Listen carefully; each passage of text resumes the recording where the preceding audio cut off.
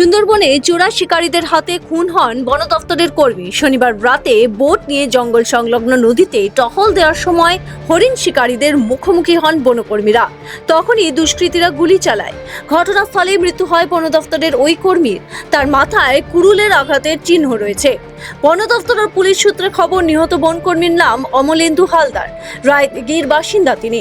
জানা গিয়েছে, শনিবার সন্ধে বোট নিয়ে বের হয়েছিলেন অমলেন্দু বাবু। সঙ্গে ছিলেন আরও 3 জন কর্মী ও বোটের 2 কর্মী।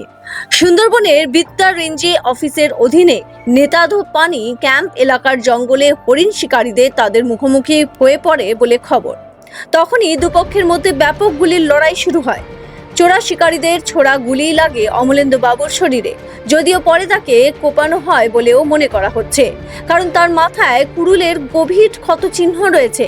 দেহ উদ্ধার করে সুন্দরবন কোস্টাল থানায় নিয়ে যাওয়া হয়েছে।